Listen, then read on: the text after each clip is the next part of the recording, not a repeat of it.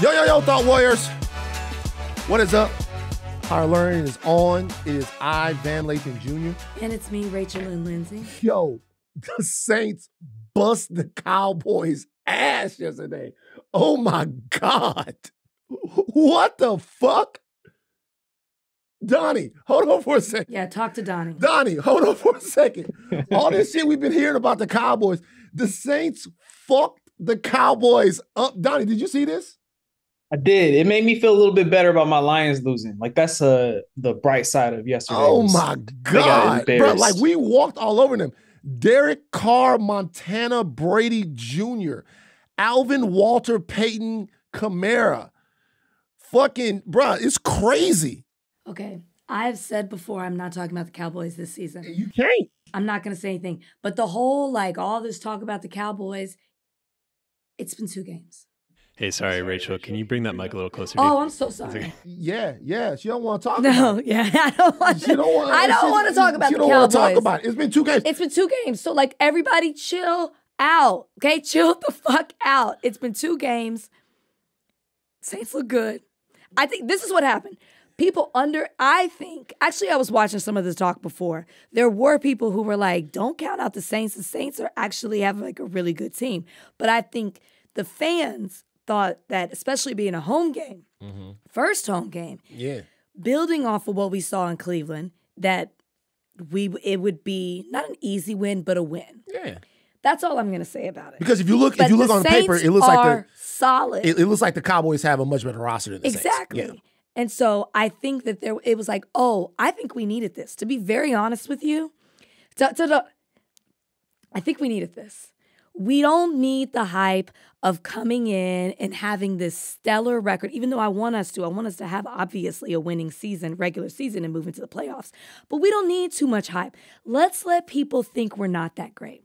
Let's let people think we are a mediocre team. This is something new. Maybe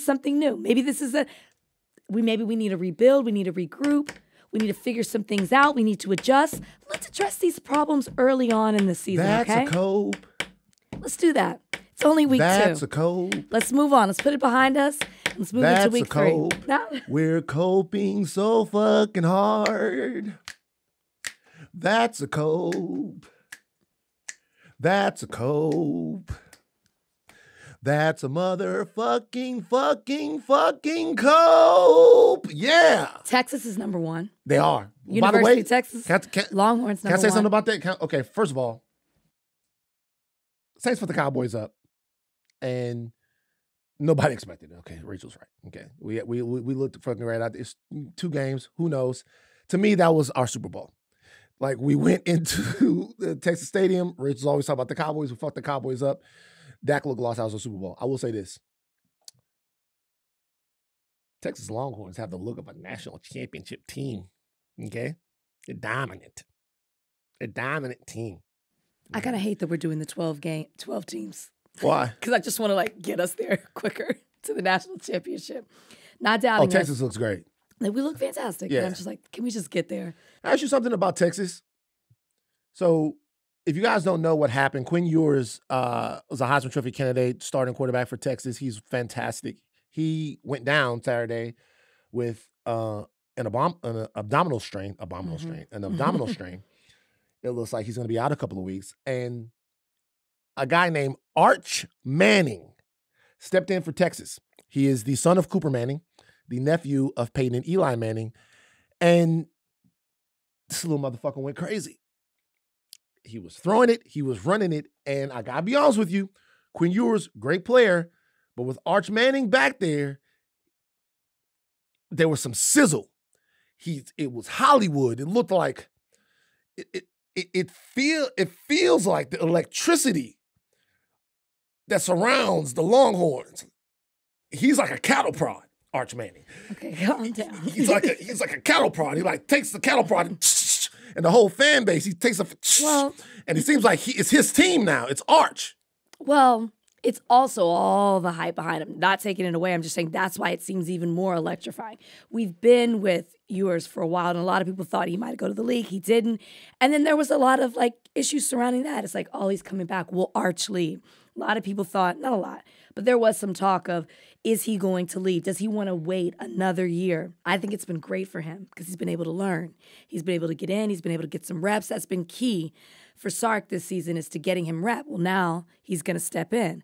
So I think the fact that, when he went in the first game, people were just losing their minds of what it just represents. It's been all this hype. He finally came to the team. He was going to play. He didn't play, whatever. Now he's here. The moment is here, and he's stepping right into it. He's meeting everybody's expectations and beyond. Now, granted, we were playing UTSA. UTSA. So we whooped them. Yeah. But in every sense of the game. Throws were there, he made the throws. Runs were there, he made the runs. It's great. I'm excited to see what he does. He will be tested moving forward. But, I just think that there's just so much around it. And and that's the other thing. With all the hype, with all the attention, what was it? What game was it where it was the playoffs, where everybody was talking to Arch, and then was it showing you or nobody talking to? I can't remember what that iconic video was. But with all the hype, he seems to be very level-headed and very calm in the midst of it all, which is also very exciting, which is what you want from your quarterback. He is rising to the occasion. So we'll continue to see.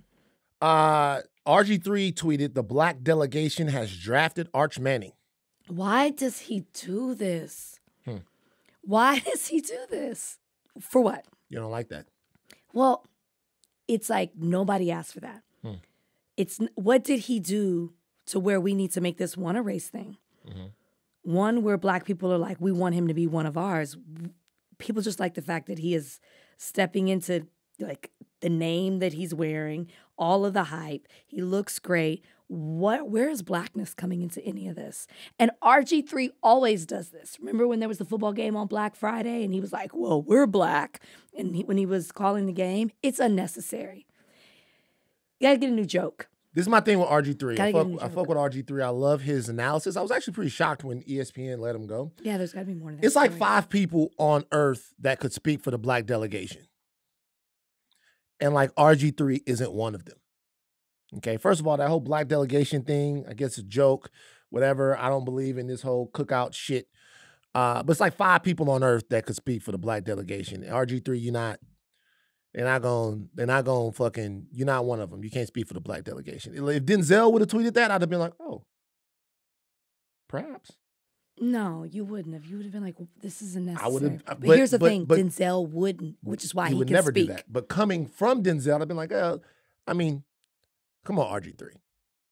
It's not even a thing. Remember when you gotta get a new shtick. Remember when the time RG3 posted his wife's butt? Yes, that's what I'm saying. And was like, but white girls don't have cakes. You just gotta stop. I fuck with RG3 though. I think that RG3 is funny and he's leaned into his thing. I fuck with RG3. The not Heisman this. House. Nah, this is whack. But I fuck with RG3. I like him calling games. He's very talented. I want to build a hire RG3. I recently just was introduced to him, met him, lovely. Met his wife, very lovely. But this has got to stop. Enough. It's a bad joke. We don't like it. I'm not going to tell you, and by we I mean black people. I'm not going to tell you you can't speak on black issues. No, I'm sure, fine, whatever. I'm generalizing. Are you one of the 5? No. I think people would put me right back in my place. I'm not one of the 5. Are you a female RG3? No. Because I would never. I recognize what we should not be doing. Nah, you definitely I'm just saying, you just gotta, you're talented. You're great at what you do when you're calling your games. Don't bring all the black stuff into it. It's enough. It was just funny. I think it's I didn't even see that. I think it was because he was running. I want people to understand something about Arch Manning before we get off this subject. He can run. He's not Peyton and Eli's son. He's the son of Cooper. No.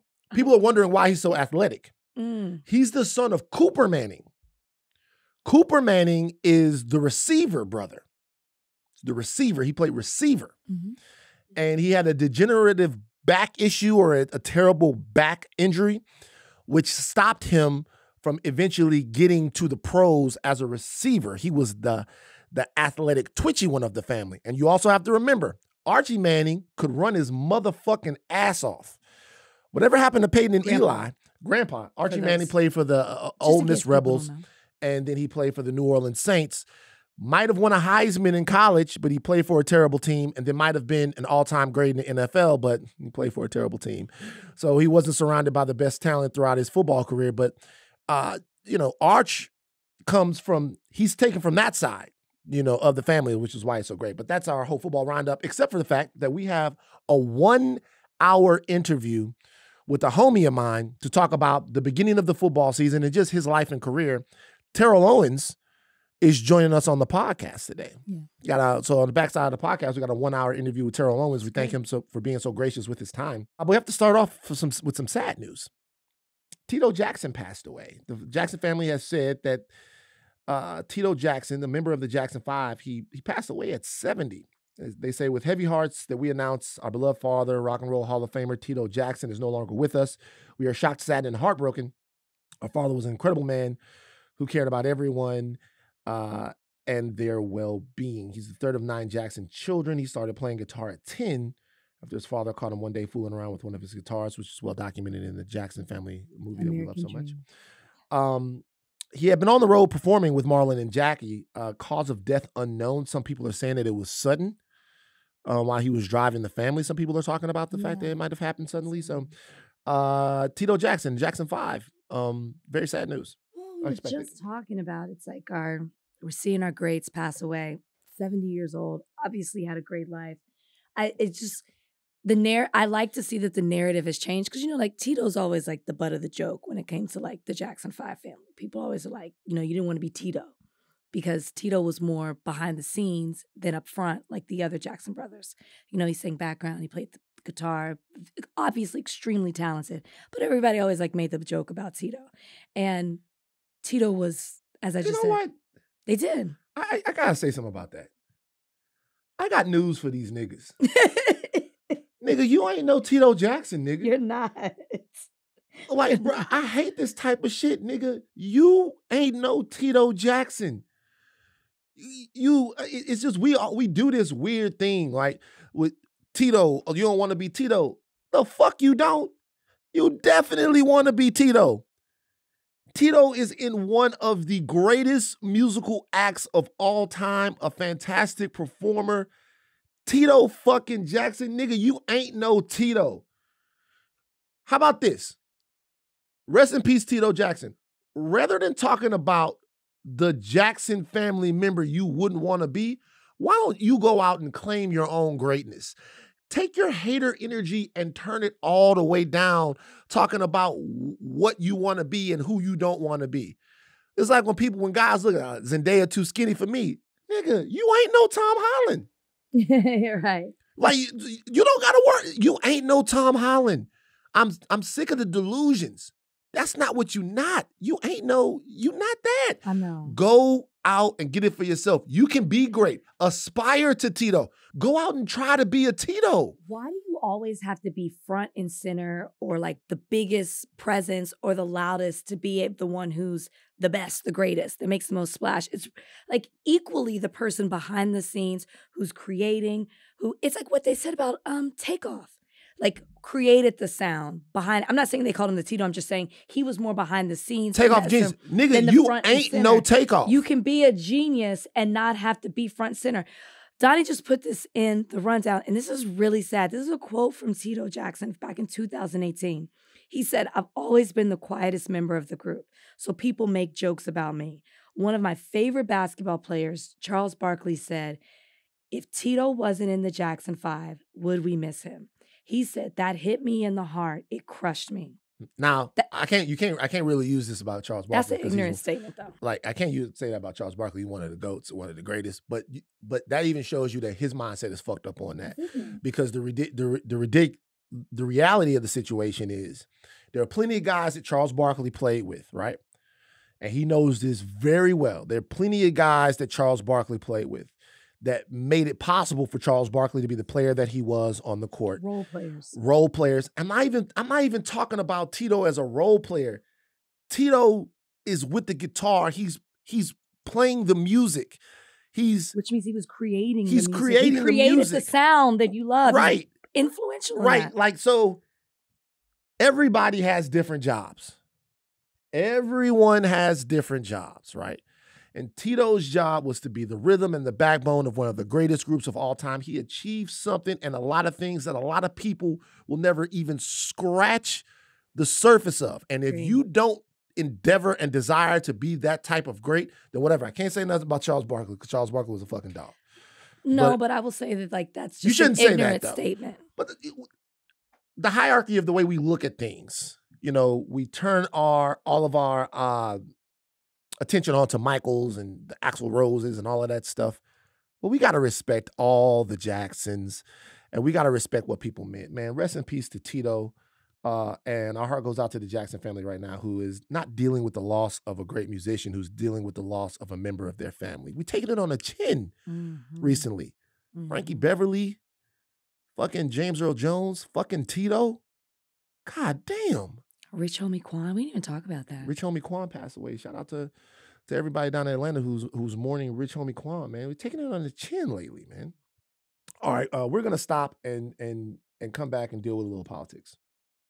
Sunday was a big day. The Emmys were going on. I don't know if you watched it. Did you watch it? No. Okay. Fuck no. I had a girls' day, so we ended up watching it.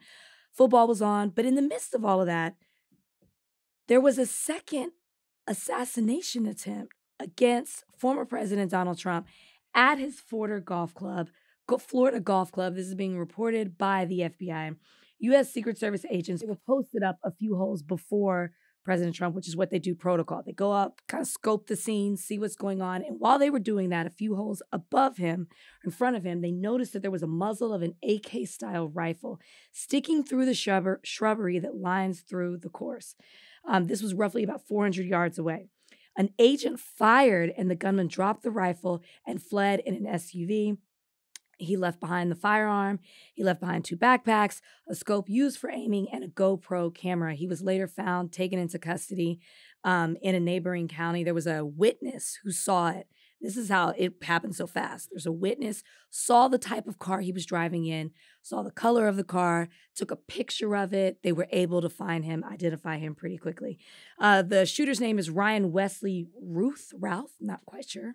He's been charged with 2 counts, including possession of a firearm, while a convicted felon and possession of a firearm with an obliterated serial number. He's being detained. Hearing is set for next Monday, and he's, of course, will remain in jail till this point. Your thoughts when you heard its second assassination attempt? It's been 2 months since the last one. There's been a lot of talk, not just that it was the firearm that was used, but the fact that someone with a rap sheet like Ryan Wesley Ruth was able to even retrieve a gun like this as well. Okay. So I don't have very much to say about this. First of all, here at Higher Learning, we're going to denounce violence of any kind, including political violence, which is to me the number one thing that in American political discourse we have to avoid. We have to avoid political violence and violence that is the result of disagreements about policy or culture or whatever. Political violence is disgusting, and in the America we want, we can't have that. The political violence that I see is probably different than the political violence that everybody else sees. So everybody else sees political violence as being somebody being put up to something, right?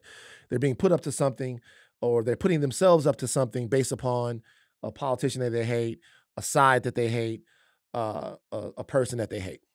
I see political violence as also being violence that's the result of failed policy.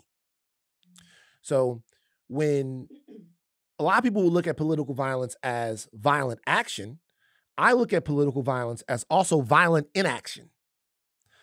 And when I see children killed in Uvalde or at Sandy Hook, when I see kids being killed in Florida, when I see kids on the streets of Baton Rouge and kids on the streets of Chicago, Los Angeles, Richmond, Jacksonville, places like that, when I see them being killed because of policy, I look at that as political violence as well.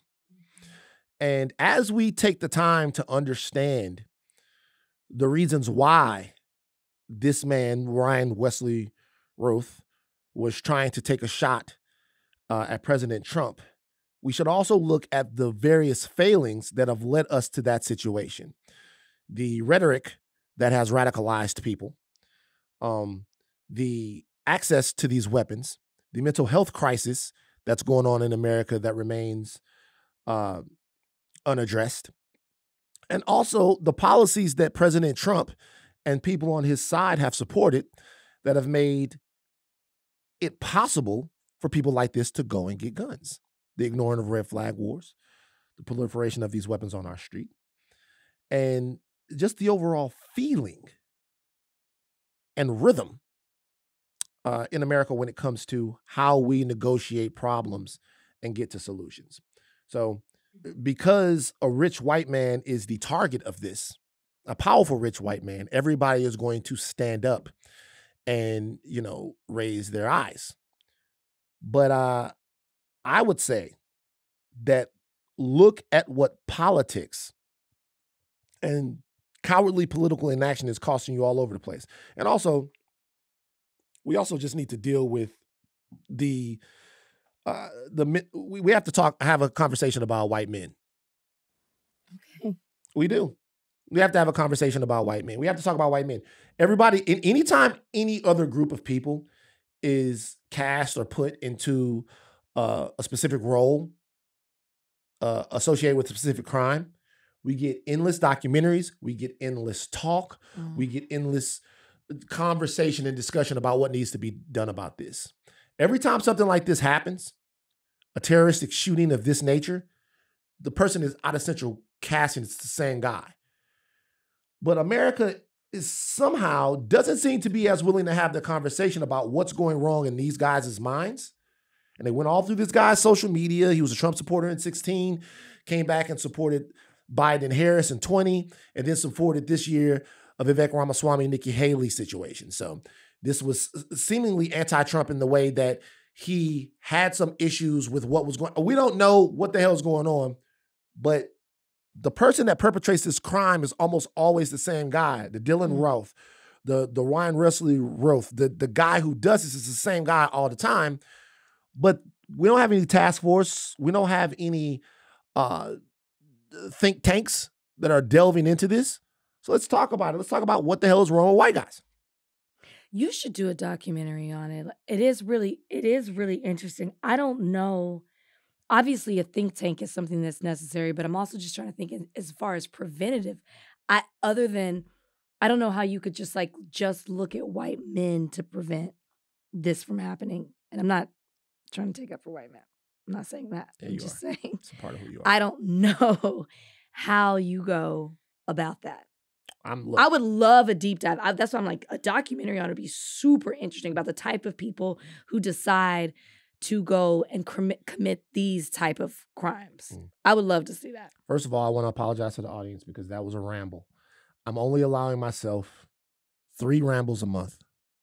That's a lot to keep up with. We podcast So I need somebody on the Reddit to keep up with the rambles. Anything that meanders too much or goes on too long is a ramble. What's the time limit? Donnie, what's a good time limit for limiting the rambles here? I think 2 minutes. Anything over 2 minutes is going into ramble territory. Donnie fucking He already had the number written down. Donnie's sick of the bullshit. He was too quick with it. Donnie, wait a minute. Donnie, wait a minute. Fuck you, Donnie. He tried to say, no, he pulled up the notes and said 2 minutes. Donnie's sick of the bullshit. Donnie was like, nah, 2 minutes, nigga, you done. Okay, get to the point, get the fuck out. I apologize, that was a ramble. Yeah, maybe so. Maybe. It's weird and odd that this is the second incidence of violence. But apparently this has happened. I was listening to something that was saying with Bill Clinton, they ended up shutting down Pennsylvania Avenue. Yeah, somebody shot at the White House. There were multiple attempts. So it's not like just Trump or a one-off. We've seen this happen, maybe not as that hasn't been as public or as mainstream media as some of the other ones. And that could just also be because of where we are right now and how people have access to so many different things. But I do like the conversation that's being surrounded with the Secret Service. You know, they asked Biden for a response, and his thing was the Secret Service needs help. These people are overworked. They never get any rest. There are not enough of them around. And maybe that's something to look into as well. Like maybe not the best people. And this isn't, they responded, obviously. They did their jobs here. But it's also, maybe we should also turn to the people who are protecting that maybe need some help too. Not taking away from the deep dive you're talking about. I think that's very important. But also, let's also look at some of these other agencies, workings involved with a type of situation like this. Well, I just thought it was interesting. Donald Trump wants to strip those agencies. Well, even more interesting. He wants even to more. strip those agencies, and the FBI, which is probably going to Saved take his over the life twice. investigation of this incident, he wants to make massive cuts and change everything. So, I wish that would have been a debate question, actually, because they've saved your life twice. Yeah. Trump has been the subject of a lot of criticism lately around a woman named Laura Loomer. Are you aware of Laura Loomer? Do we know Laura Loomer here? How we've never talked about her on the podcast. We've never talked about her because some of the things that she says they're out there. Okay? Out there. Okay, so she's a terrible racist, horrible person. Only reason why that just happens because one thing that she said was what was funny to you, Van? Go ahead, because you get on to me about Trump. No. What was funny? I don't want to. I can't repeat it. But just the way that she said it was funny. She is a lunatic and a racist, and she apparently has great access to Donald Trump. Lunatic. Let's call her that. Lunatic. Lunatic. A lunatic. She's been on a plane with Donald Trump. She's been hanging around with Donald Trump. And the whole Blacks Eat Cats thing, which of course is blaming Haitian immigrants in Springfield, Ohio, for eating cats. We've talked about it. It's really getting bad there. Schools have been shut down. The Haitian population there feels assailed and unsafe. And not just there, but Haitian populations all over this country are reacting to J.D. Vance and Donald Trump running with this far-right theory and, putting their safety at risk. Did you see what J.D. Vance said about how they basically created this to get attention? Yeah, he said, if I have to create something to call attention to what's going on in a part of my constituency, with a part of my constituency, then I'm going to do that. Like, said think that about to that. Dana Bash. He says, the media's not reporting it, so they had to make it up. Maybe the media's not reporting it because it doesn't exist. Yeah. It's not happening. Yeah. The fact that he went on air and admitted this. Look, lunatic, that's what I'm going to call her from now on. Mm-hmm. I've never heard of somebody being banned from all social media platforms except for X because, of course, Elon Musk reinstated her account. Payment processors, vehicles for hire, and food delivery apps. That is wild. Think about what you would have to do to be banned from everything. What are you saying? What are you creating? What conspiracy theories are you putting out there? What hate speech, what misinformation you have that nobody wants to be affiliated with you because you will immediately harass them if they are not white. Because she is a pro-white nationalist. She's an Islamophobe. She's all the things. Yeah. Whatever it is, she exists. And Donald Trump is she's his Robin right now. Yeah. More than J.D. Vance, it seems like these days. Yeah. So Laura Loomer being who she is her business. Her access to the president of the United States of America, a former president of the United States of America, the GOP nominee, is the story here, right? She said that if VP Harris wins the election, the White House will smell like curry, and White House speeches will be facilitated via call center. They asked J.D. Vance about this. His wife, Usha, was asked about it, should I say. And she said, I make a mean chicken curry. So it looks like she was saying it's going to... No. JD said that. Oh, JD said that he makes a mean chicken curry. Oh, interesting. So he's a fucking coward. Trump has said that Laura's been a supporter of mine. She speaks positively of the campaign. She's a supporter. I don't control Laura. She's a free spirit. There are a lot of people out there that would say that Donald Trump doesn't have a racist bone in his body. And we see a lot of people like the Candace Owenses of the world, the Dan Boingingos of the world, the black conservatives of the world jump through a lot of hoops to prove to us that Donald Trump is not a racist. Laura Loomer is a racist.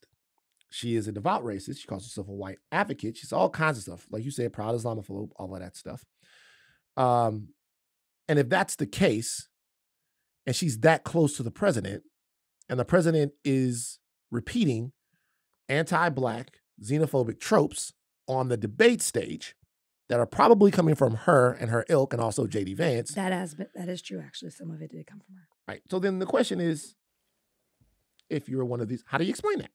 I guess if, in fact, someone who's a white advocate, white nationalist, is riding on Air Force One with Donald Trump, which, she's been banned now that everyone knows who she is, but before he didn't care. Like, how would they explain that? No, that's what I'm saying. Yeah. This woman has been this way. Okay, she didn't just start this in 2024. And she's run twice for office, has lost both times. He endorsed her. That means he endorsed her when she was running on a platform of being a white nationalist, an Islamophobe. She uses it. She said she uses hashtag proud Islamophobe. All the things she is, and he endorsed her. He's even called her a terrific person. And why does he support her in all this? Because she supports him, which at the end of the day is all Donald Trump is about. All things that surround and center him. I don't understand how people can continue to take up for Trump and not affiliate himself with these things when he himself is affiliating himself and aligning himself with people who stand for this. He called her a free spirit. She's a racist. She's I'm assuming transphobic, homophobic. I don't know direct things that she said, but I'm going to go ahead and say, I'm going to assume that that's the case. We know that she's xenophobic at this point.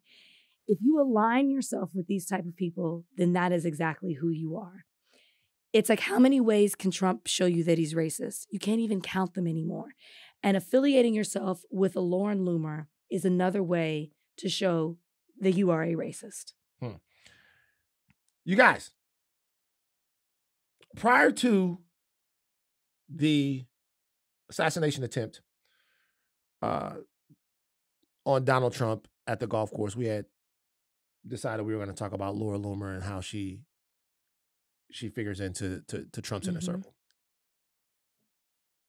And after that assassination attempt, we had decided that we were going to talk about that. There is no moral, ethical, or decency grounds to not discuss who Donald Trump is, what he means to this election, and what he means to the future of America, and what his party and his wing of the Republican Party mean to the future of America, just because something like that happens. Mm-hmm. You just don't have to do that. The reality on Monday, today, is the same reality that existed on Friday, on Saturday. And your goal and your job to stop the MAGA rise in America remains the same. Denounce, defeat, all of that. But get back to business. Mm-hmm. Get right back to business. Because nobody cares about your safety except for you. Yeah. I didn't ramble. Let's move on. You ever gone live on Instagram before? I have. I've gone on live. Been a while, but I've been on live. You don't do it? Why don't you like to do it? You don't want people to see you? I have this weird thing. Like, I rarely talk to the camera on social media. Like this, I can do all day. TV, I can do all day. But I don't know. I feel really weird and self-conscious when I talk to my phone. It's a weird mental thing. So I don't really do a lot of lives. I'd like to, but I just don't. I spend a lot of time getting the right angle so my face doesn't look fat. Mm-hmm. I got a big face. It's not that. It's just hard for everybody. Well, you don't have a big face. I have a big head. Yeah, but like you got the bangs. You could like you don't. Well, today I have the bangs. Tomorrow I may. Your head doesn't look big like talking about though. I mean, it looks. You know who Yakub is? No, I don't. Who is it? Do you know who that is? No. Yakub. Shout out to the Brothers for the Nation of Islam. But this is exactly. Why did you bring up Yakub? You trying to say that's what my head looks like? I thought you just said I didn't have a big head. He has 3 heads. I'm saying that when you first look, you might say there's a little Yakub. But then after that, No. it's gone. You cool. Oh, because you got used to it? Let's get back to your big head. I mean, I'm saying, I admit. But I don't think, I look at you all the time and I'm like, her head's not that big. In that one picture with Snoop Dogg, it was crazy. That was It's because I had the weave too, so I think it was just like big, and it really was like big. Also, that was just a bad angle. See, and the angle betrays you. It looked big. Right. The angle did betray. The angle betrays you. But y'all look up the whole backstory with Yakub and everything like that. Even the Yakubians. Corey, you're a Yakubian. You know, you're a Yakubian. We got 2 Yakubians in there right now. Corey, did you look up Yakub? Look up Yakub and what he's meant and what he did back in the day. Just look at the picture. Look at Yakub. Okay, well, Shannon Sharpe went live and he was fucking. He was fucking on the live. That's all we could say. Like he was, it immediately made itself to Twitter. And people were like, made its way to Twitter, should I say. And people were like, hey, what's going on Shannon Sharpe's live? And then you go to the live and Shannon Sharpe was on there grunting and growling. He has 3.2 million followers on Instagram. And he said he was hacked. This is old news now. It happened Wednesday afternoon, but we had already taped because we taped post-debate. Great podcast, by the way. And he initially said he was hacked and that somebody had uploaded this after they hacked him or whatever. And now he is saying that he was not hacked. He went live on accident as he was with a lady. We've had 2 reactions to this on his show Nightcap. The first one was, I think, the day after, where he was on with Ocho. Mm-hmm. And then they did another Nightcap, which was a roast of Shannon Sharpe. And now, you know, the woman's name is apparently Michelle. There are shirts made of this. He's used this to sell some sort of sexual ED pill that he has or something like that. So, that came out? Well, I mean, he was. Did he admit it that he was using a pill? Well, he on that Nightcap, which I watched the whole thing the day after, he holds it up and he goes, you know, I'll be off this. So maybe he wasn't. Maybe it's not a pill. Maybe it's a drink of some sort. I heard before the Nightcap came out that it was part of a promotion. But I got to say, that's a lot to go through. So wait, if it's part of a promotion, do you think he was really having sex? Like, think about that. Was it all, like, I didn't know about that part. I had heard that he was doing it to promote something. Mm-hmm. I didn't know that's what it was. But what if none of that was really, what if that was all just acting? Could have been. I don't know. There's a lot of speculation too that it was set up to sell something, that maybe he did it on purpose. I saw Dr. Umar was very upset because despite seeing the face of the woman has not come out. He's already deemed the woman to be white. Dr. Umar thinks it's a white lady. Yes. He thinks that. And he said that she set him up. The white lady set him up. That's what Dr. Umar said. Yeah. The fact that I'm reporting that and you didn't see that is why. Well, no, I opened up TikTok and it was the first thing I saw a group of ladies drinking every time Dr. Umar said Snow Bunny. Mm-hmm. But I didn't see Dr. Umar's original video. That's what it was about. So here's the one thing I will say. Let's just say it was real. It wasn't an act. Okay. It was an accident. I will say that I've been on my phone. I've never gotten a live mistake, but I've been on my phone. And sometimes you throw your phone to the bed. Like if he had been on Instagram and may not have been paying attention to and it just popped off and got started, or maybe he was in the middle of posting, or maybe this is me giving him a bit of the doubt, and it was in the bed and there was moving around, it could have happened. But from the way the video starts, didn't seem like there was a lot of moving around. I don't know. But let's just give him the benefit of the doubt. Michelle didn't ask for this. Mm-hmm. So I have a huge problem with the That's My Michelle shirts dropping. Because if this was an accident, this woman is mortified. Well, could be. I'll say could be. Yeah, you don't really know that because but she could be mortified. She could be mortified, or he could have in some way talked her into going along with it. Well, other people who he may have followed or affiliated with him who have similar names they've come out and been like, it's not me. So I'm just going to say she could be mortified by this. People who may know her, know she's dating, whatever it may be. I would hope that if he does go, even though I totally disagree with dropping the shirts, I would hope that she gets half because he's using her name and likeness to sell these shirts. Her likeness isn't on there. You don't show her. Her voice was in it's her voice, her name. Fair enough. That's being used to promote this. It's not the whole thing. Her voice is on the thing. So I would hope that she's getting a percentage, but it's also just very tacky to me. Like, I'm just going to go ahead and assume she might be okay with it for him to do this, but still, like, I don't like it. You're using the woman to promote something that you say was an accident that his first thing said he was embarrassed by. Mm-hmm. So maybe she is too. And I just thought this was super tacky. Now, it does appear that the post and the link to purchase the shirts have been deleted. We had Donnie go on there and look for himself. Yeah, Donnie looks like he's the type of nigga that would buy one of them shirts. Let me say this real quick. Shannon Sharpe, nice guy, good guy, right? Nobody had a problem with Shannon Sharpe. His rise has been meteoric. It's been a really great 2024 for Shannon Sharpe. This is bad OGing. The best thing about Shannon Sharpe to me is that he is a triple platinum OG. Mm-hmm. The reason why Club Shay Shay works so well to me is because he comes at it with no agenda. It doesn't seem like there's any agenda when you sit down with Shannon Sharpe. There's a freedom there to express yourself and to talk about yourself and to do your thing that feels very organic and very real. And so you see people get comfortable. They talk about things, maybe some things that should be pushed back on, but that's not his style. What his style is to do is like you sitting down talking at a family reunion, right?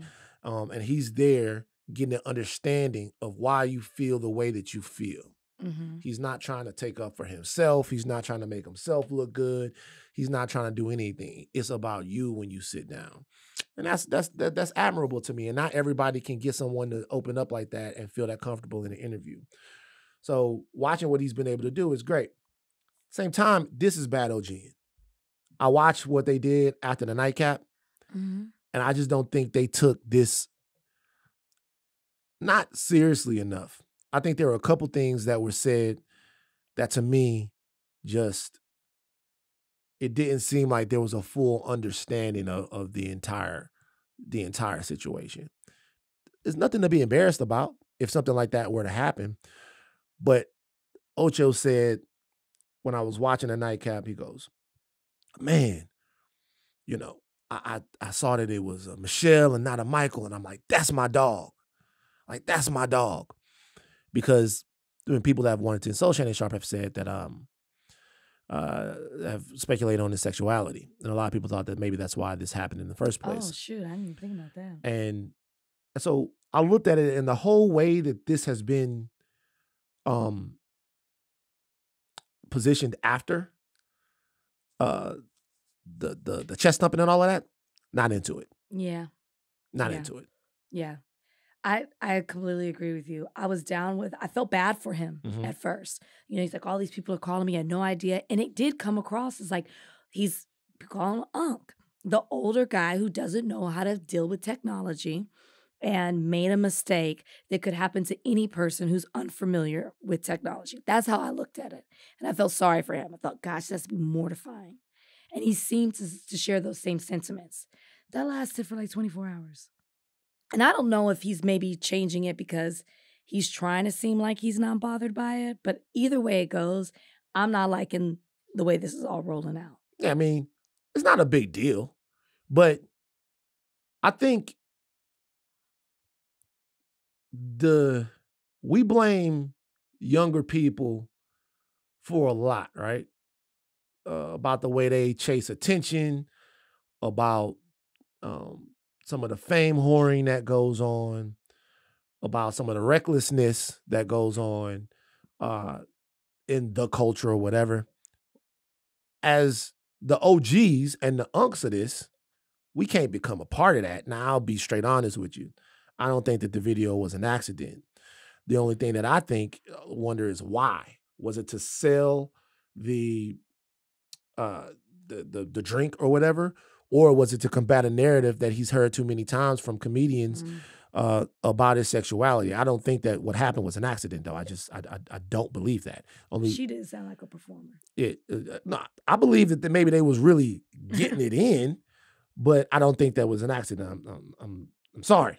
I just don't. That's the TMZ of me. If you told me it was a performance, I would not doubt it. Also, I'll tell you this. If y'all want to know how to leak your sex tapes and what the right way to do it is to surround it so that people won't speculate, talk to me. You would have helped him? Like, if you want to know, because there's a way that you leak your sex tape. If you lean right in and sell shirts, that's bad. Everybody gonna know what's up. When you want to leak your sex tape, I've actually been around the leaking of the sex tape. If you want to leak your sex tape, there's a way to do it, right? The sex tape comes out and you don't lean in. First thing you do is you threaten people with legal stuff. You say, hey, I want to let y'all know that we didn't have nothing to do with this getting out and we're going to sue some people. Then you actually hire a lawyer and you actually go through the process of that, right? You let it run for like 6 weeks. You don't talk about it at all. You don't say nothing. Because through the legal proceedings that you're doing, through the fact that you've hired a lawyer or through the fact that you hire a crisis manager, that keeps the story going. You don't say nothing about it. And then but when you hire somebody and you hired this to deal with that, that keeps the story going. Every time you make a move, that recycles the story, right? Then when you get to the end of it, it's going to come out anyway. Now, the only thing you can do is make some money off of it, which is, of course, a lie, because in order for Vivid or any of these other people to put that sex tape out and you to actually get bread from it, you have to sign off on it. But then you go, hey, everybody's going to see it. I might as well do something to feed my family with it, right? So there's a way that the sex tape actually gets out for your benefit, right? Or even if you want to leak it to a tube site or something like that, just for people to see you fucking, to revive, there's a way that you do it. This is not the way that you do it. The next day, people know that you're up to it right there. So if anybody out there wants tips in how you leak your sex tape without people knowing that it came directly from you, hit me up. Well, they don't need to. They just got the There's more to it. All right. I can give you all the tidbits. Shout out to Kevin Blatt.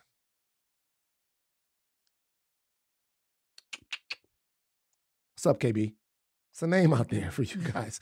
Yeah, so that's it. That's that. I mean, I don't want to hear about it anymore. I'm sick of the narrative about Shannon. Yeah.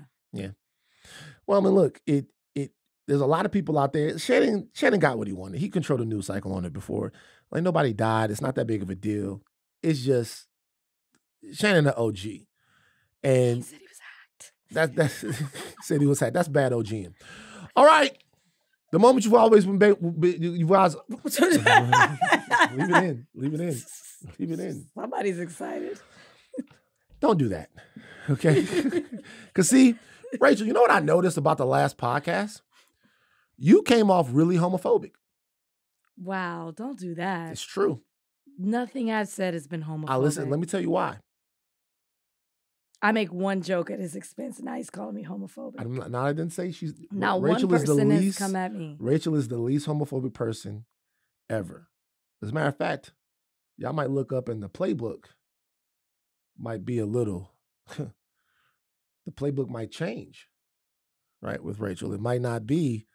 You might see Rachel take a date to the Pride Parade next year. She might switch over, from what I've heard. That's what I've been hearing around town.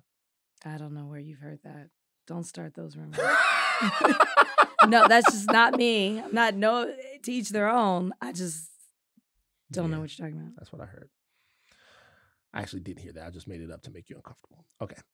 I'm not uncomfortable. Yeah, you are. You didn't like it.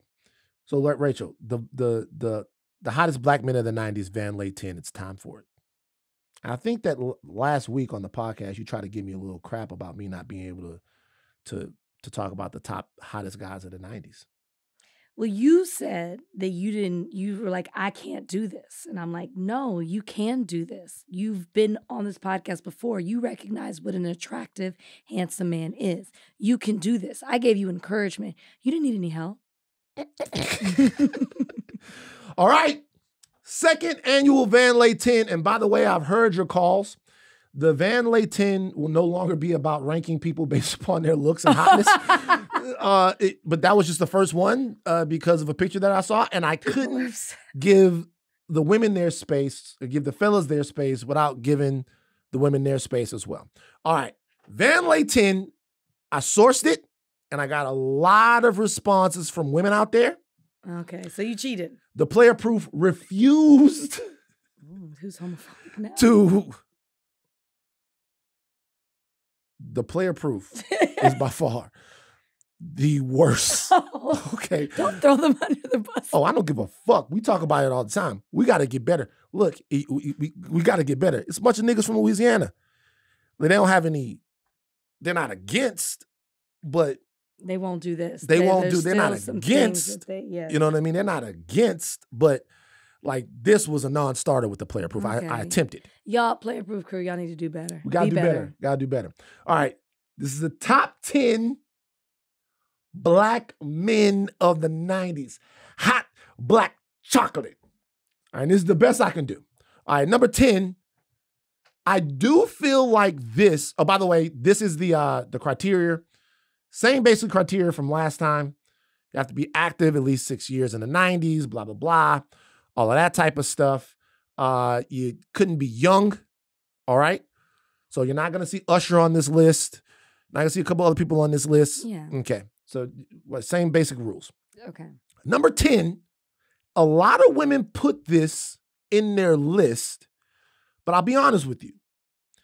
I feel like here, there was a little recency bias in this choice. Okay. Number 10 is Method Man.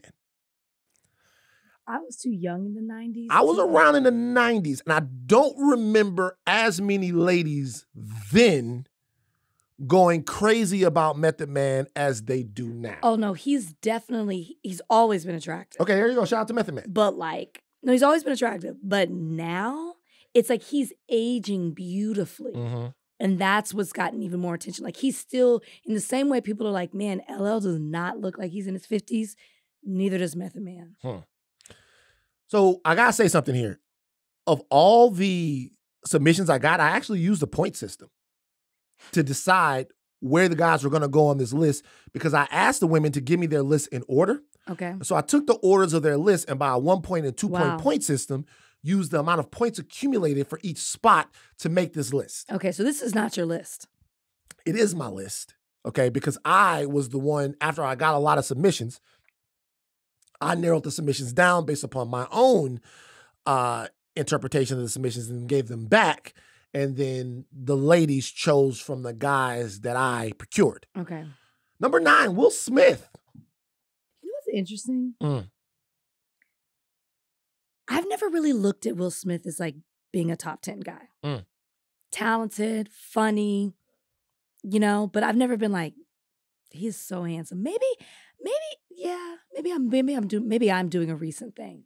Because Independence Day, Men in Black, he looked good. He looked good. But did you look at Will like a cousin because of Fresh Prince of Bel-Air? So. Yeah. It's just there. Obviously, I know he's attractive, but for me, maybe that's what it is. He's a cultural cousin. Maybe I feel like I grew up with him. Yeah. Number 8, I'm surprised that he came in this low on the list. LL Cool J. I'm surprised too.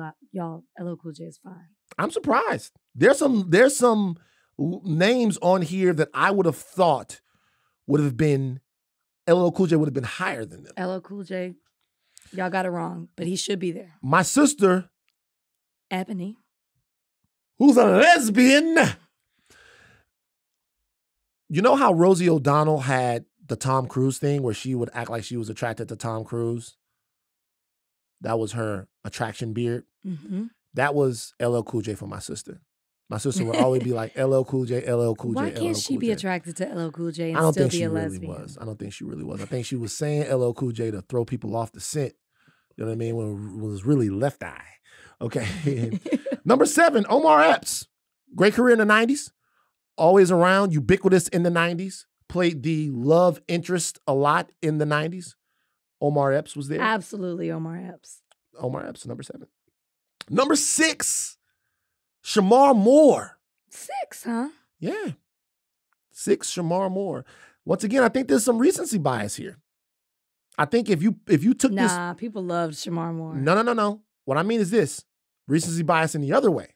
Okay. Because I think if you took this poll in 1997, Okay. he'd be very near the top. Got you.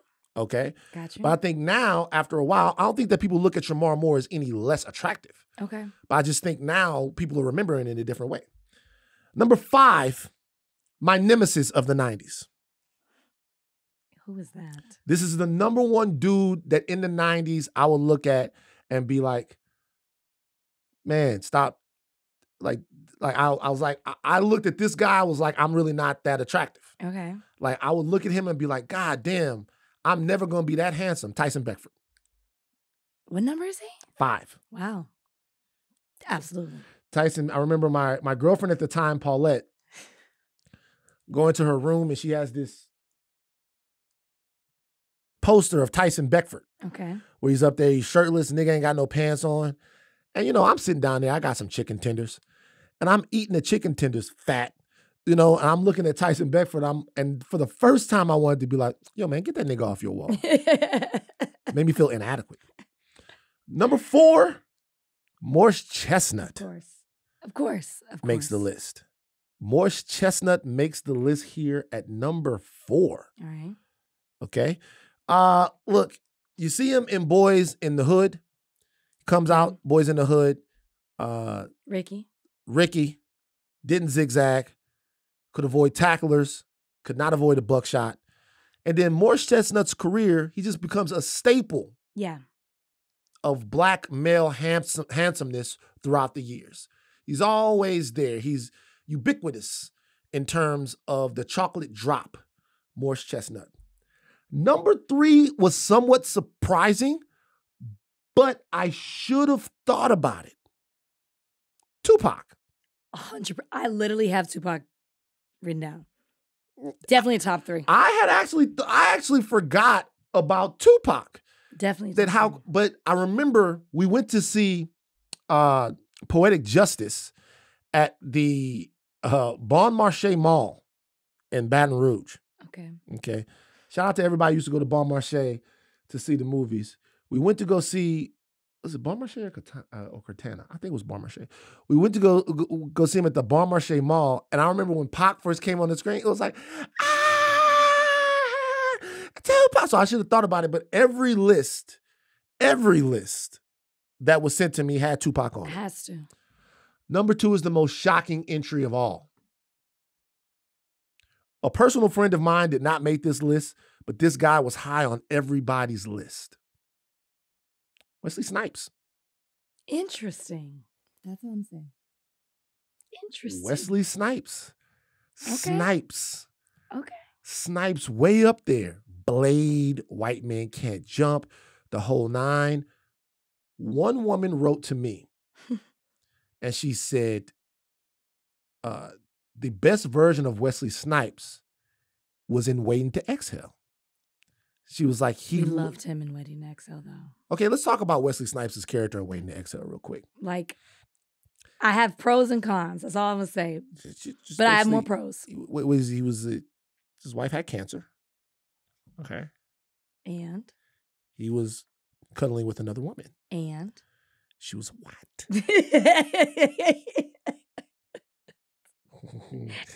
She was white. I love Waiting to Exhale. I love it. I love the movie. It's good. Waiting to Exhale could be renamed Ain't Shit Niggas. I know we talked about this. I know that's what you think. Waiting to Exhale. But they were on that movie. Not Gregory Hines. Not Gregory Hines. Not Gregory Hines. Not Gregory Hines. He was wonderful. He was great. Number 1, almost unanimous. It was very easy. Denzel Washington. Of course. It's like number 1, it was almost unanimous. It was Denzel Washington. Of course. The question is, which Denzel? Which Denzel was the best for you? Oh, I thought you were going to give me a choice. Denzel in the 90s. I'm trying to think of only 90s movies. Only 90s movies, but you remember you were young as well. I know. I mean, I guess I would have to go with Mo Better Blues. Yeah. but Be honest. You like part of them. me is You like them. Preacher's Wife. Oh my God, man. God damn. That's a tough one. I really liked him in The Preacher's Wife. Dudley. Dudley. Dudley the Angel. It was just, I had never seen him like that. And he was Mhm. just so aloof and just, it added a level of cuteness to him. And he was always dressed in that gray. He looked so good. You know what's crazy is that there's a whole generation of people that only remember Denzel Washington as being like the older statesman actor. They don't remember Denzel as being the it guy. Mm. So Yeah, we're in, there's multiple generations behind us now. I know, but it's interesting now that people like you'll post Denzel from like 93 and people will be like, I don't remember, that's not the Denzel. They know Denzel basically. But do we not do that with people? We do. Think about like when you would see like pictures of, I don't know, like Sean Connery or somebody. And it's like, wow. I do it all the time. I'm like, I wonder what they used to look like young. I remember it was Marlon Brando. Oh, yeah. Because yeah. in high school, Dr. Hook was showing us a Streetcar Named Desire. And she goes, it's so funny. It's an older white lady. She goes, hey, I know that you all remember Marlon Brando as the big gargantuan guy from the Godfather, but back in the day, he was neat. That's exactly what she said. And I'm like, oh shit, he was handsome as fuck. But so, I mean, I'm not saying anything about the way Denzel looks. Now I'm just saying that like Denzel was number one. I have some surprises. I'm surprised, ladies, that Taye Diggs wasn't on a lot of lists that from this whole situation. I'm surprised that Taye didn't make it. And also there were a lot of people that said, Taye didn't meet the criteria because he kind of popped out in Waiting to Exhale and he wasn't. Stella Got a Groove Back. Excuse me, Stella Got a Groove Back and he wasn't. But I'm surprised that Taye didn't make more lists. A lot of people weren't fucking with Taye on this. I'm not surprised that Taye didn't. There are some surprises I have. Alan Payne. Alan Payne. Should have been on the list. Okay, Alan Payne, this is from Jason's Lyric. This is from New Jack City. Different world. Different. Was it Cosby Show he was on a little bit? Alan Cosby Payne. Show. Okay, Yeah. who else? Gary Durden. Is that how you... Dordan, is that how you say his name? Durden. Also on Different World. Yeah. And just in a bunch of other random stuff. Because back in the 90s, he had the dreads. Like now the hair is cut. Yeah. He was, you know what? I'll be honest with you. That's probably the biggest one that I'm surprised because he was the fucking man for a second. I don't know if people know his name. Like similar to Old Boy that's in all those movies with the bald head. He's in Jason's Lyric as well. What are you talking about? Bokeem Woodbine? Remember I could never remember his name. Are you fucking saying that people don't know I saw what I Woodbine? said. I said people know him. It's the name. You're like, that actor, he was in this, and this. Oh, hold on for a second. And I could have sworn we talked about that on this podcast before. Maybe I talked talked about it in my girl group. Maybe we talked about Bokeem Woodbine. Bokeem Woodbine is a fucking legend. I know this, but I'm saying everybody knows who he is, but you're like, what's the name for some reason? I would say that about Gary too. It's like, you know him. Lenny Kravitz should have been on your list. He's not on the list. They didn't put Lenny Kravitz on the list. They did not put Lenny Kravitz on the list. That's why I said this is not your list. It is compiled of a bunch of people. It's compiled of a bunch of people. Look, this is what I got. I also say something else. This list was heavily against the light skins. And I'm just being honest with you. There's only, what you got? You got Shamar Moore, LL Cool J, Will Smith. This list was heavily against the light skin. I could make a thing that Michael Jordan should have been on that list. He was not on the list. Michael Jordan was not on the list. Nobody put Michael Jordan on that list. When I say no one put Michael Jordan on the list. Like it's lacking. Like Lorenz Tate could have been on the list. Okay. It's a lacking list, but it's not a bad list. There's just other people I could have named. Well, like Michael Jordan absolutely should have been on the list. Okay, let's do this then. Let's use that as a list. That's right there. Now let's make a better list. The Rachel. Well, we'll do. Go ahead. We'll do the Van Lay 10, and when we do these lists, then we'll also do the Rachel correction. I don't want to say correction. No, it's fine. We'll then find another name. All right, so this is what we got to do because now you got to make some tough choices. We'll call it the Rach Dishon. Lindsay list. Like a The Rach. Lindsay list. Okay, the Lindsay list. I was going to say. So let's do this. Thank you. We got to take some people off now. No, I'm not doing that. Whoa. We got to take some people off now. So your additions are. Let me come back to this. You can come back to I it. got an appointment. Okay. We got to go, but we're going to come back and take some people off the list. All right? Okay. Rachel gets her own list. Should have been your list in the first place. All right, guys, stick around. We have an interview with one of the greatest NFL players of all time. Coming up next, Terrell Owens joins us on Higher Learning. Very special guest on Higher Learning right now. Somebody I've known for a little while. One of the greatest of all time. One of the greats, one of the GOATs. How many times All-Pro? How many Pro Bowls? Like, what is it? What is it now? Do you know? You know your stats, He Tio. knows. You know your stats. I mean, I've heard him a few times. I think it's All-Pro, I think 5 times. And Pro Bowl, I went to 6 Pro Bowls. Wow. We have Terrell Owens on the show. Terrell Owens. Yeah. How long have you known him? Known him for a long time. I always say Terrell, but it's Terrell. Terrell Owens on the show today. Hall of Famer. Terrell Right. Owens Get him right, Rachel. Get him right. On the show today. Terrell, first of all, let's get into that real quick. We haven't talked. When you hear Hall of Famer, I know there was a lot of stuff around the Hall of Famer. We're going to talk some NFL, some stuff going on with you. Does it hit the same way it would have hit if you'd have been first ballot like you should have? Yeah, for sure. I mean, a lot of people, especially media, they tried to kind of mislead the world in thinking that, just because you're a Hall of Famer, whether you go in the second time, third time, or fourth time, it's the same as the first time. And it's not. There's something about the ring about going in as a first ballot Hall of Famer. And even some of the Hall of Famers that I've talked to that know this and knew my situation, they know that as well. There's some, obviously, sometimes there's financial, implications that kind of factor into that. But at the end of the day, that's why I kind of took the path to do it the way that I wanted to do it, because it became disrespectful in a sense of statistically where I stood, once I left the game and once I got nominated, to be second, third, fourth, behind Jerry Rice in a lot of categories, statistical categories, and not be put in, inducted in the first go around. It's kind of like it was unacceptable. And so the first time I don't go in, I get nominated. I don't go in 2016.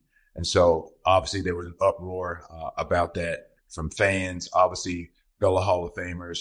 And then the second year I go in, I get nominated 2017. Everybody was for sure that I was a shoe-in to go in. And when that didn't happen, I was like, I'm done. So I just took it upon myself, man, to kind of like stand, pretty much like they say, stand on business and believe in yourself. And that's essentially what I did. And so I took matters into my own hands and did it my way. Is there anybody that you blame for that? Is there any one or two people that you say, I feel like this person or this group or whatever is the cause of a narrative about me that would stop somebody that's obviously so deserving, like obviously a first ballot Hall of, like without a doubt a first ballot Hall of Famer, like top 5 at their position? Is there anyone that you look at and go, well, this person is responsible for narratives about my career? I would say namely Skip Bayless. Again, he was one of the guys that kind of spearheaded a lot of negative things throughout the course of my career.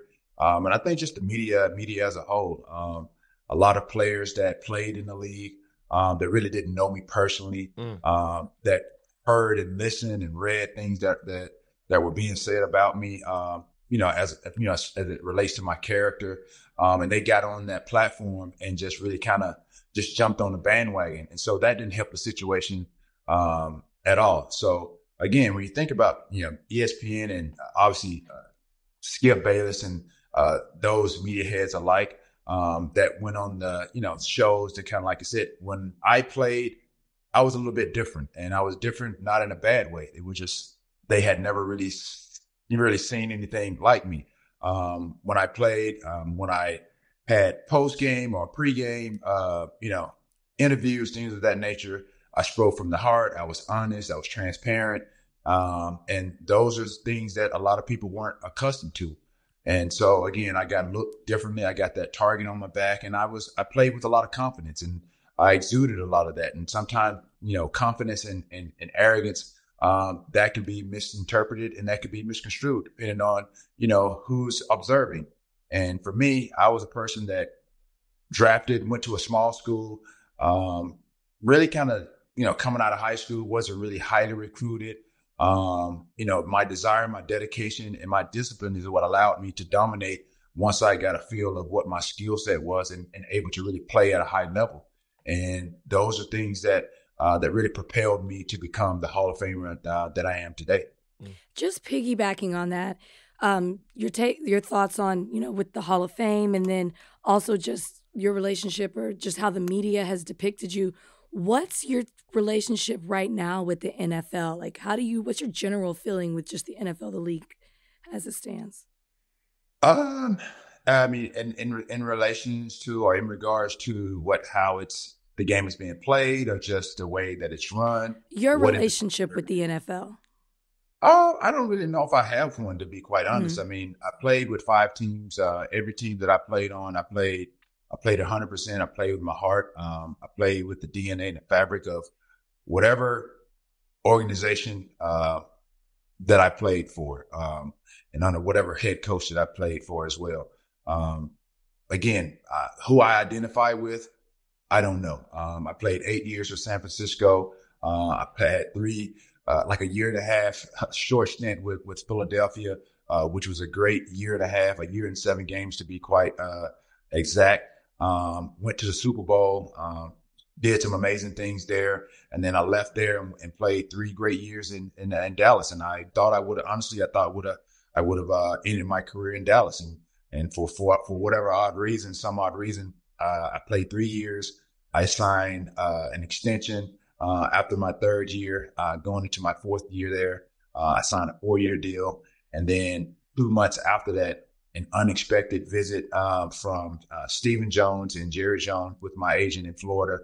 And that's why ultimately I got cut just out of nowhere. And so from there, I go to Buffalo, play a year, and I play a year in Cincinnati. And again, they tried to say that I was too old at that point in time, and I still was able to really produce and be productive on the football field. But as far as my relationship, I don't know if there is one. I just try to offer my services where needed, and I think there's a saying, you go where you want it, not where you tolerate it.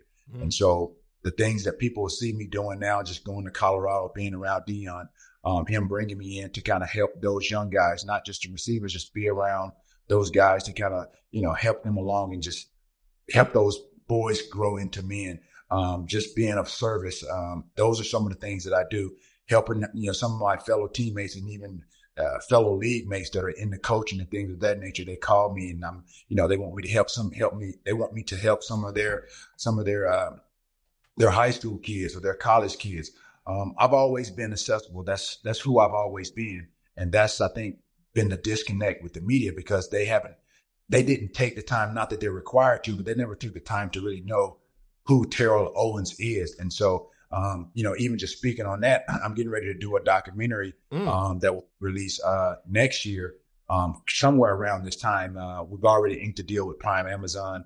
And really the mission of that documentary is really kind of just to mark my steps in unexpected path to the Hall of Fame. Just kind of really, like I said, just identifying who Terrell Owens is, opposed to, AKA T.O.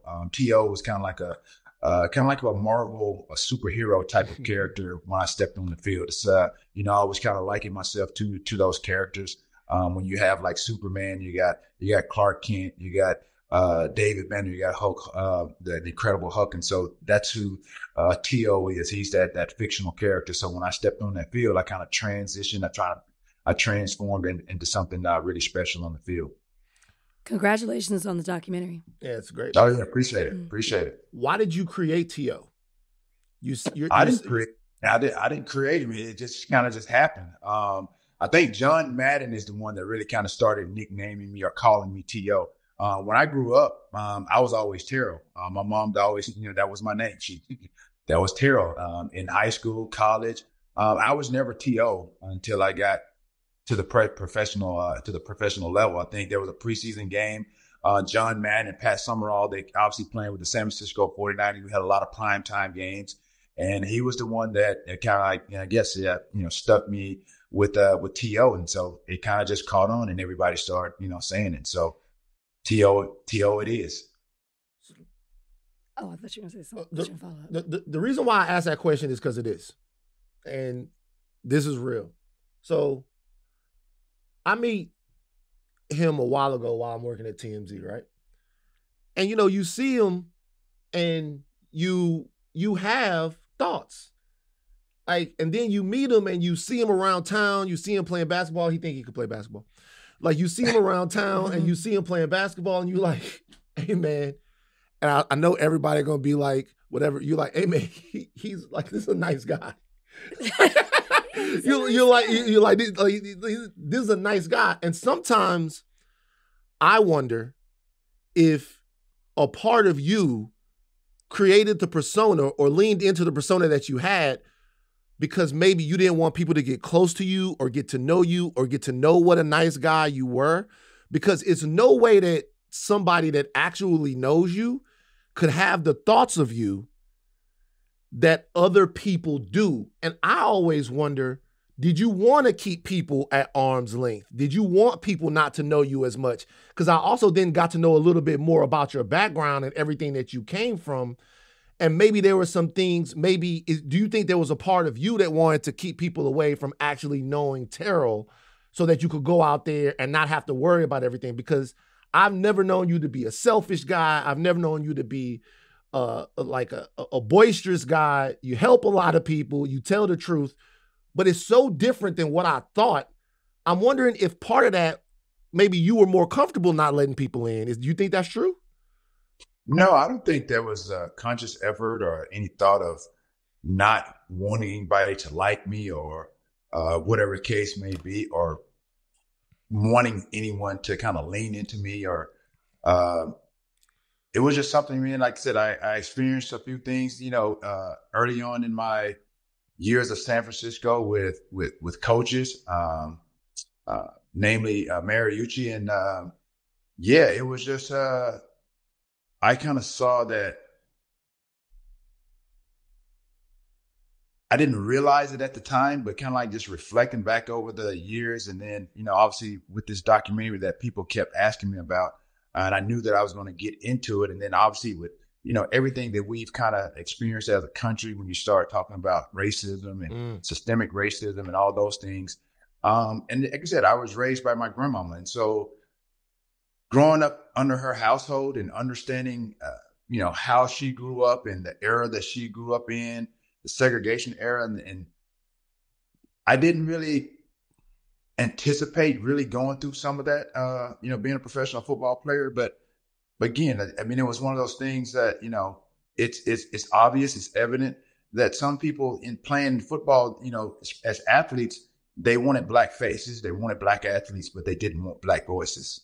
And I was one of those guys. And, we've kind of we're touching on it a little bit, is that I was transparent. I wasn't someone that shied away from the truth. Whatever it wasn't a conscious effort to kind of throw people under the bus. I mean, me understanding now, like I didn't understand the whole being politically correct while I played, but I never went out of my way to not want somebody to not like me. I was always me. And some people either, it's like saying you either like me or you don't like me. And that's how I was. I was always quiet, reserved my first few years, because I was trying to feel my way, trying to find my way in a league of just superstars. I wasn't at that point when I stepped on the field. I wasn't like Randy Moss, who had instant stardom, instant ability, that made an instant impact as soon as he got into the NFL. That wasn't me. It wasn't till like after my third or fourth year to where I really started to kind of understand my skill set. I began to work hard during the offseason to become something that I saw every day in the greatest receiver and greatest athletes on my team. And with the 49ers, when I talk about one of the greatest receivers, that's Jerry Rice. Yeah. I got a chance, and I was fortunate to play on a team that's equivalent to somebody playing on a team with LeBron James or Kobe Bryant or Michael Jordan or Steph Curry. You take advantage of those opportunities. Those opportunities don't come by every day.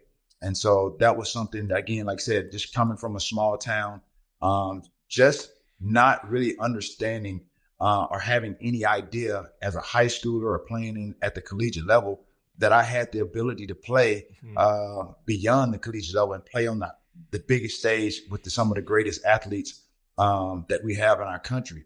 And so I just basically kind of just stuck to my guns, and I believed in my principles. And again, if you didn't like me for whatever reason, it was because you didn't take the time to understand or get to know me. I think that would be it would be counterproductive for me as a person, even as a player and a teammate, to go out of my way to not allow somebody in to talk to me or want to know me. The media basically took, snippets from or sound bites, or they kind of went into the locker room and they asked certain individuals about me, and it was asked, and then they reported that as if those individuals, one or two individuals spoke for the entire locker room. And again, that started to feed into some of the unfair criticism about who I was as a person. And it almost kind of shaped my character to where any and everything that I did, Van and Rachel, it was like I couldn't do no right. Yeah. We see you on the sidelines with the Colorado players, but one of the things I love to see is like you working out with your son, or you posting your daughter, both athletes coming up in this world.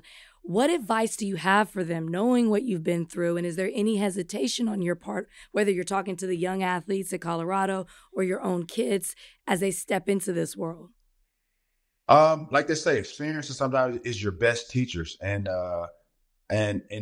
for me, I've had a lot of experience. I've had some highs, some lows, even as it relates to like my kids, especially my son and my daughter who are in college right now. Again, now I have a better relationship with them as they've gotten older, to where they'll call and ask me questions. And the things that I've done throughout the course of my career, like my son, he's on IR with the 49ers at the moment. He's rehabbing, and hopefully he can get back on the squad after week 3. But things that I've gone through, I openly share those things with my son, and it's refreshing. And because I never had that as a dad. And I want to be there, and I've always wanted to be there for my kids, despite what anybody may say. But my son, he can tell you, like he's in LA right now, as he's rehabbing and trying to get back to a team. But with my daughter, I've shared some of just some months ago, just having to talk to her and go through, an unexpected, moment with her where, she was dating for the first time, and I hadn't talked to her in a little bit. And then I asked her about the relationship, and they had broken up, and it got emotional. I didn't know how to take that because I wasn't expecting it. I wasn't expecting her to tell me like her and her boyfriend broke up, and I mentioned it and she got emotional about it. So those are certain things, like I said, being who I am and having the lack of and not the experience, it has made me grow into the person that I am. I haven't always been, I think, the best dad, but I've been the best dad that I could be under the circumstances. And so I share, things with my son that, again, I wish I could have shared with my dad growing up, or any male father figure in the household. And that just, it wasn't the case. My mom and my mama and my grandmama, they served as those individuals, and they served really as a dad that wasn't present. So I'm very fortunate just to kind of just see them grow. And obviously I want to be a resource for them, because I don't want them to go down the same roads and paths that I've gone through. And I've tried to, do that even with my son, talking about just finances, women, just nothing is off limits. And I've been open to share those things with him, because again, it's needed, especially in the times that we're living in now. You mentioned earlier a little bit about your treatment as a black player in the NFL. You've been very outwardly supportive of a lot of the various movements that have happened in the NFL over the last 10 or 15 years. A lot of players haven't been, but you have been supportive of Kaepernick, supportive of that whole groundswell of organization from NFL players to address some of the ways that have been treated in the league. Do you think we saw what happened last week with Tyreek Hill when he was on his way to the game? Now that happened outside of the league, but I wanted to ask you, do you think that the NFL has a race problem? Do you think there's a problem in the NFL with the way that they relate to young black men who are such a high percentage of their workforce? Was there a problem when you were playing? And do you see there being a problem now? Obviously, Colin Kaepernick and Eric Reed, and to an extent, Kenny Stills, haven't been allowed to resume their careers after they spoke up about some of the things that they saw, not just around the world, but in the league.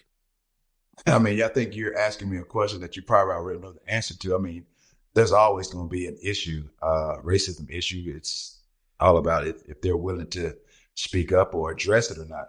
That's always going to be an issue. Van and Rachel, I think you know that. I think there's certain things they kind of like it'll be addressed.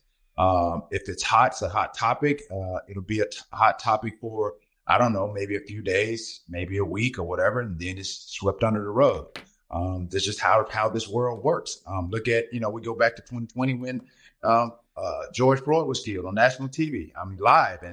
And you would think that, obviously you would think that police would change or take some different measures on how they police, and how they address or approach black people, or how many black people have been killed. That hasn't changed. Would you agree or not agree? I agree. It hasn't changed. So what makes you think that anything else is going to change? I think that's essentially short and sweet as I can give you as an answer. It's always going to be prevalent, and as long as we're black, that's all I can tell you. Let me ask you this real quick. One follow-up. If you were the exact same player, got traded to the Eagles, helped them reach the Super Bowl, had, I think, 10, 15 catches in the Super Bowl for over 100 yards. 9 for 122. 9 for 122. Look at him. 9 for 122. Everything, the exact same player, right? All of the same, doing the crunches in the driveway, same player, but you were white. Do you think that you would have been a first ballot Hall of Famer? Yeah. I mean, I think a lot of that has, race plays into that. Again, if you just think, bro,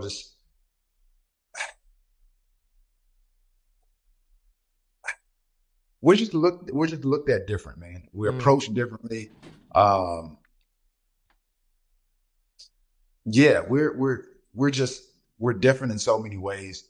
I mean, you can even see that with, just viral clips of, how police approach,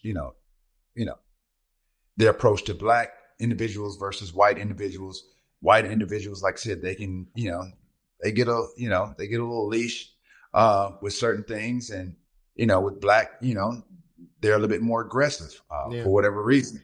And I'll go back. I don't know if I was white, would that make a difference? I don't know. I would probably lean more to probably saying yes, it probably would. But I can't change who I am. I can't change my color. Right. I've never changed, who I was as a player and as a person. And that's why I'm looking forward to really my documentary, because the players, the coaches, my family, friends that have committed to it. A lot of those coaches, like I said, I leaned on heavily throughout the course of my career, and them understanding.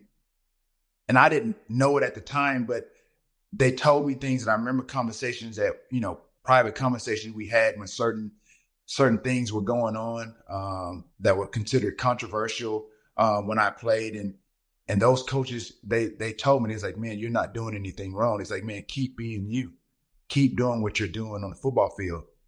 And these were black coaches. And And that's what I did. That's why, again, I was relentless with, and I blocked out the noise when I stepped on the football field to be able to perform and be able to produce at a high level, regardless of whatever was going on. And some people just aren't able to do that. Some players are just, they're not mentally strong enough to do that. They'll carry that weight, and whatever's on the outside, they'll carry that onto the field to where they can't be productive. And I was able to really just lean in on number one in my faith in God. And I leaned in on like my grandmama just telling me certain things, and just really believing in the coaches that really just spearheaded and navigated and just guided me to be not only a good person that I was, because they saw it on an everyday basis, but they saw what type of athlete that I was gelling and I was trending towards. And they didn't want anything to interfere with that. And they understood, like even some of my white coaches or whatever, they saw what was going on. And I didn't know it at the time, but that was systemic racism. That's what it was. And some of those coaches, like I said, they saw me as an athlete. They saw that I was really raw and green and I was talented, but they wanted to silence me because they saw that I was starting to trend in a direction that probably, like I said, that they felt like that they could control me. They could control me because they saw how raw I was. And again, like I said, I just stayed to my principles. And again, whatever organization I played for, whatever dotted line I signed on, whether it was San Francisco, Philly, bro, whatever colors I bled that. I wanted to become a Super Bowl champion. I prepared myself like that in the offseason. Man, I did so much stuff throughout the course of the offseason to try to better myself, to get to the level of Jerry Rice when I could. Did whatever I could body-wise, change my body, change my nutrition, even playing with so many injuries that nobody knew of. Bro, I played with broken hands nobody knew about. I played with like torn groins through one part of the season I didn't know about to the end of the season. Those are things, like I said, that's why I felt like I was worthy of first ballot. Some of those things alone just depicted like what a Hall of Famer was. And just with what I did with the Super Bowl, coming back in 6.5, 7 weeks with an injury that was supposed to keep me out 4 months. And I came back and I played at the highest level. And then even then I wanted to try to restructure my contract. I tried to do that behind the scenes, and things were navigated and said this, and that, and the other, that I was demanding certain things. I just wanted market value, and I never did. So again, those things are, like I said, is what really kind of shaped me to be who I am. And again, even with me doing my Hall of Fame ceremony in Chattanooga, a lot of people had a lot of negative things to say about that. They whatever they could to throw a dart and throw a black cloud over who I was as a person, to really diminish or tarnish my character. The media tried to do that.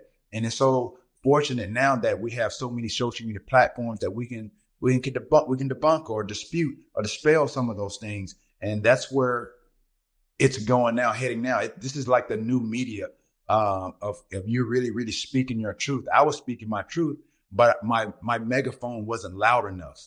Now we have these platforms to where now, people are starting to feed in and see how the media has been trying to control, the airways for so many years. And now these athletes have, they're starting to realize the voices that they have that have been that the media in the world has been trying to suppress and silence for so long. Let me ask you this, because we've discussed Colin Kaepernick a bit on the podcast, and I've been vocal about asking the question of, for everything that he went through, why does he still want to play in the NFL? And so I'm asking you the same question, in the sense that you've been vocal about, like, you wanted to come back in the league before. You feel like you're ready to, you could play, maybe not on the same level, but you still would be in shape enough to play. You talked about playing with your son, how iconic that could be. Why would you, with everything that you've said today on this podcast and before, why would you want to play in the NFL, knowing how it is and everything that you've been through and how you've been, displayed to the public? I just think, no matter how someone looks at you or how feel about you, if you have a skill set or special skill set or ability to be or play or do something, then we shouldn't be limited just because of the employer. I think that's the same mindset I think that maybe I have or Colin has. I mean, his situation obviously is a lot different than mine. But everybody, I think, the NFL as a whole is a shield, but everybody, I think, doesn't feel the same way.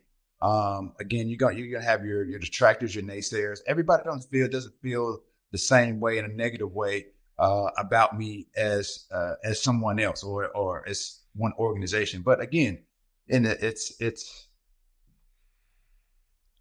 I guess it's hard to kind of articulate what it is that I'm trying to say, but it shouldn't matter. I think if you have a skill set, there's so many people that have been given second and third chances to do something. Why should we be limited to be able to go out and perform on the highest stage and form and perfect our craft just because there's some sort of disagreement? I guess if there's any analogy, I guess it's like a marriage. I mean, just because you get married and things go awry, you may butt heads or whatever, things get sour. That don't mean, okay, you can't reconcile. That doesn't mean you can't get back together. How many marriages do you know? I mean, there's complete divorces. There are some that reconcile.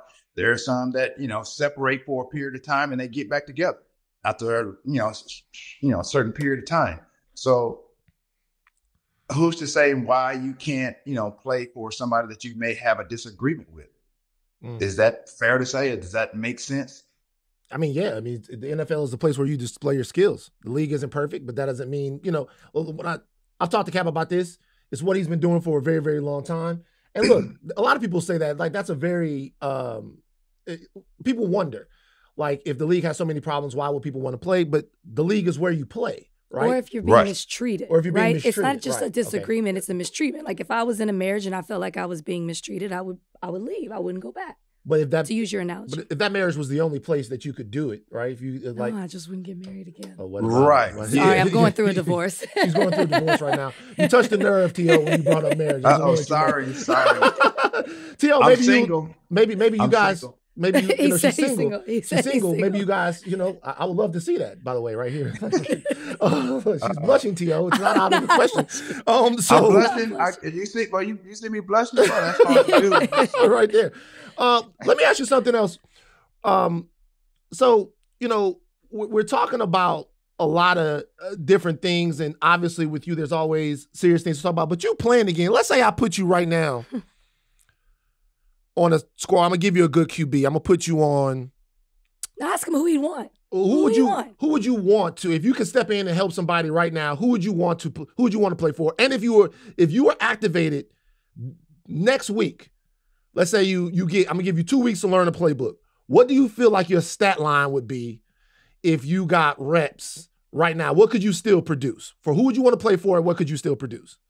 I mean, obviously, I think as it relates to where I am, my position, and how I would want to play, obviously, it would factor into like teams that would be playoff contention teams. Okay. So again, that would be number one. Obviously, quarterback play and all that stuff would factor into that as well.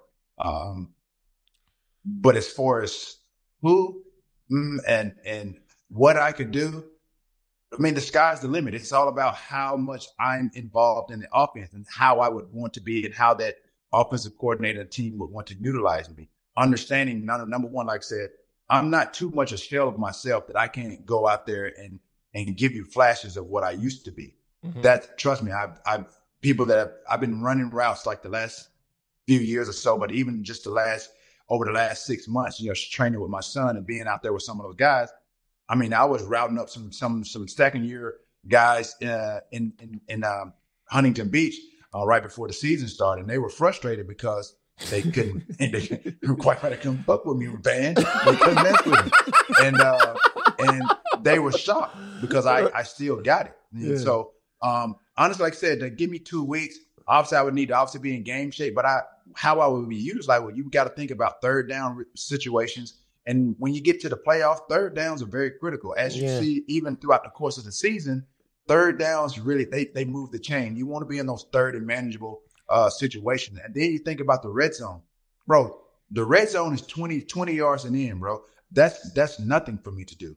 I can route anybody up in 20 yards. And you got to think about matchups as well. You think about if a team has a good tight end, if they have a good, like if I'm coming in as a third or fourth receiver, they got a number one, they got a good number two, or if they bring me in one of those packages, I'm a viable option. They're just because they see me on the field and I haven't played in a while, they're gonna have to respect who I am and what I've done. Yeah.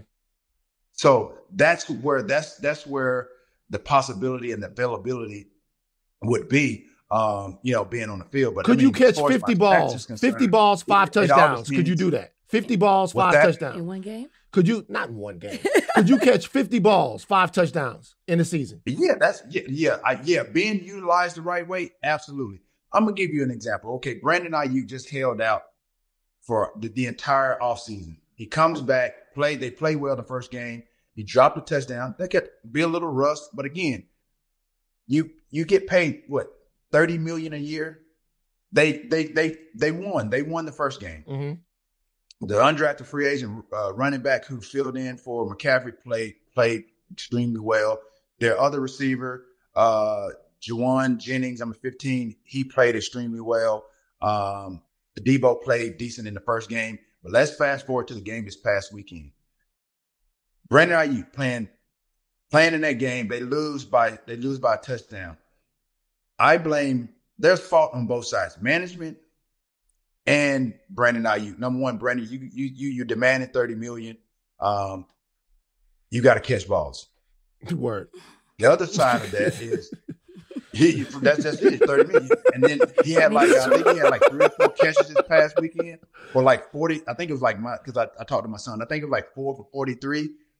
For somebody that you're going to pay $30 million a year, there's no way I'm not going to allow him to earn that money. You got to give him at least 10 targets. You got to throw the ball. At least 10. Yeah. Dude, that's to get paid that amount of money and not really get targeted that amount of times or lack of during the course of a game and you lose. That's weird to me. Yeah. It's mind-boggling in so many ways, especially as a GM, John Lynch is, and obviously there was a little friction and things being said in the media about whether they were going to pay him, whether they're not going to pay him, but now he's on the squad, and then again he didn't play particularly well the first game. He dropped a touchdown that obviously, like I said, could be a timing thing, but in a situation like that, you're paying getting paid $30 million a year, you got to catch that. Mm-hmm. You know what I mean? And then, like I said, you go into your second game, and then you got a guy that's making your highest paid receiver, and he doesn't get 8 to 10 targets. That's unacceptable. Mm. You were very vocal about Shannon Sharpe and his live on Instagram. Michelle. I'm very vocal. Michelle. That's so funny. So a couple of questions. Y'all, they still is funny, bro. I don't know if you saw this. Of course, Dr. Umar says because the woman did it. The woman was responsible for it. Do you believe that he didn't know what happened? And do you believe Paul Pierce has been very vocal about the fact that he got let go and nothing's happening to Shannon Sharpe? What do you think should happen in regards to that? And will you be buying them? That's my Michelle shirts. Which is so wrong, by the way. Poor Michelle.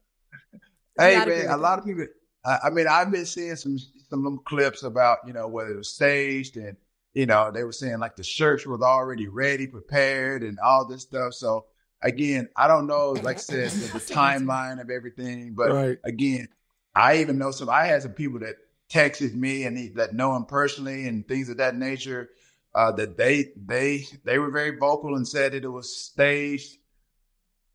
I don't know. All I know is, like I said, I had to go through, when everybody was saying that there are so many steps you need to take to get on live or whatever. I had to go through all these steps. I'm like, man, if I go to live, go to my Instagram, go to my story, you gotta press this, and then you gotta go to this. I'm like, I don't know. It seems a bit fishy, but I'm not the one to judge. I don't know. He said it wasn't. I've never known Shannon to lie. We've been good friends. I was heckling him. Like I said, I was going at him on Twitter X or whatever case was, because it was funny to me. So, and the thing is, I can only imagine if it was me, everybody would be going for my head. So, I'm not in the media. I'm just like everybody else, just enjoying what was going on and chiming in on what was going on. But yeah, it was funny. But yeah, and I just tried to make light of the situation. And so then, like I said, I don't know if you guys saw my story, but yeah, I went to tweet to Shannon, and my account was blocked, and I'm like, yo, so I screenshot that and I texted him. I said, like, yo, like, why am I blocked? And so he hit me back, and he was like, he didn't know I was blocked, but we're cool. Okay. I wish they would have brought me on the show, sent me a link to chime in.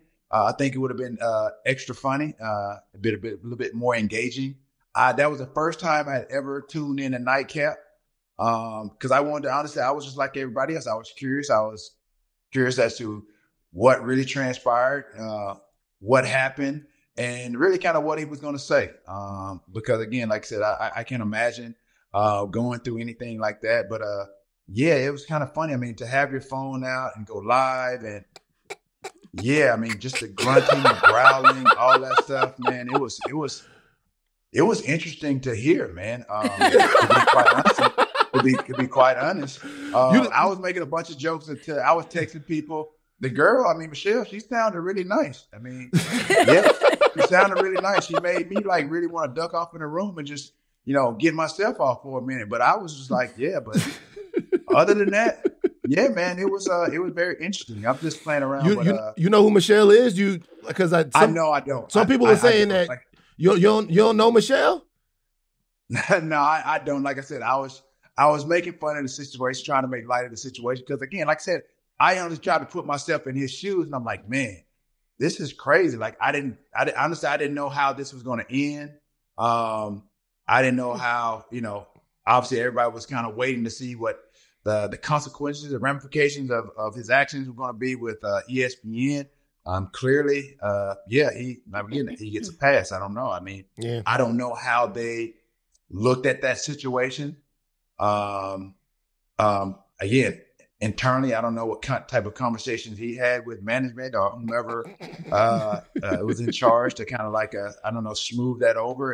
And I'm sure, I'm sure there are some things, some stipulations, I guess, going forward. If XYZ happens, and I'm sure he may be out of there. But again, it was to him, he said it was an honest mistake. And I believe that. But again, it seems, like I said, if you go back and you look at certain things, I mean, understanding how IG Live works, it's like, man, how can this come on if you do this, if this doesn't happen? You had to have been doing something with the phone where it had to have been open or recording or something. So I don't know. I don't know. See, I got two more questions for you. I know you got to get out of here, but look, I got to ask you one thing. Speaking of ESPN, I got one question for you that's just based on my own football, something that I think that nobody agrees with me with. I just want to see what you think. But I want to ask you about ESPN real quick. Shannon's on ESPN. A lot of other people, ex-football players, are on there. You've been on ESPN a lot in the past. Would being on ESPN on one of the pregame shows or one of the postgame shows, or being on First Take or any of those shows, is that something that would appeal to you? You've been other places. Would you want to would you want to be on an ESPN type of situation like that? I could see you and Stephen A going back and forth on First Take. That would be a lot of fun. I've been interested in doing some media over the last few years, and I think everybody has realized that there is a little bit of tension between Stephen A and I think he personally has probably a hand in why I haven't been on ESPN lately. And that's just the truth in the matter. Like, yeah, because obviously, he has some say on probably who's on that show. And then I've heard through other people that that's probably why I haven't been on. So again, it is what it is. Stephen A is Stephen A. As I said, like I said, I haven't forgotten about what he was trying to do with his social media platforms to really, again, further tarnish who I am, compounding like who my, as far as my character is concerned. He realized and he knows what the media, how they've depicted me throughout the course of my career, and he's used that to his advantage.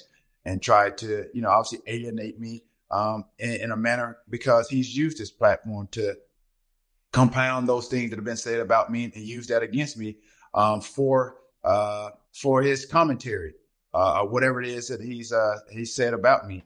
So, like I told him, in my response on All the Smoke with Matt and Stack Jack, Homeboys, when yeah. I see him, like, keep that same energy. Like, so I can forgive, but What do that mean to you? Yes, just keep that same energy. Well, like That's if he had you on, he wouldn't do it on ESPN, but if he asked you to come on his YouTube show, would you go on? For what? For what? There's really no reason for me to go on the YouTube show. What reason would I need or have to go on the show for?